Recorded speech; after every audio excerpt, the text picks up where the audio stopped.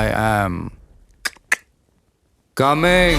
রূপালী পর্দা থেকে রাজনীতির মসনদ। তামিলনাড়ুর নতুন মুখ্যমন্ত্রী হিসেবে থালাপতি বিজয়ের অভিষেক যেমন সাড়া ফেলেছে, তেমনি তাকে ঘিরে আলোচনার পারদ যেন কমছেই না। তবে এবার আলোচনা রাজনৈতিক মাঠে নয়, বরং তার মুক্তি প্রতীক্ষিত সিনেমা জননায়কন নিয়ে। মুক্তির আগেই সিনেমাটির ফুটেজ অবৈধভাবে ফাঁস হওয়ার ঘটনায় নড়ে চড়ে বসেছে প্রশাসন।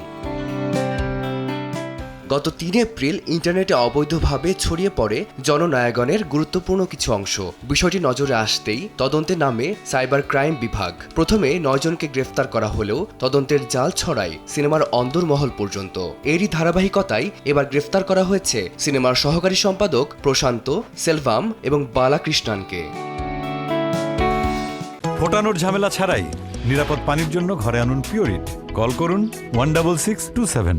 এইচ বিনোদ পরিচালিত এই পলিটিক্যাল থ্রিলারটি চলতি বছরেই পোঙ্গলে মুক্তি পাওয়ার কথা ছিল, কিন্তু সিনেমার রাজনৈতিক বার্তা ও কাহিনীর স্পর্শকাতরতা নির্বাচনের ওপর প্রভাব ফেলতে পারে এমন আশঙ্কায় থমকে যায় এর মুক্তি।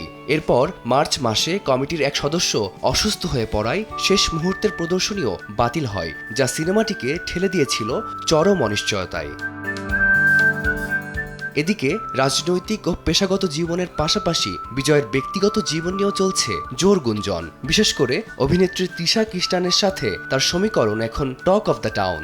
বিজয়ের শপথ গ্রহণ অনুষ্ঠানে মায়ের সাথে তৃষার উপস্থিতি সেই গুঞ্জনকে আরও উস্কে দিয়েছে। জননায়কন যা কিনা অভিনয়ে বিজয়ের শেষ অধ্যায়, এরপর তিনি পুরোপুরি মনোনিবেশ করেছেন জনসেবা ও রাজনীতিতে।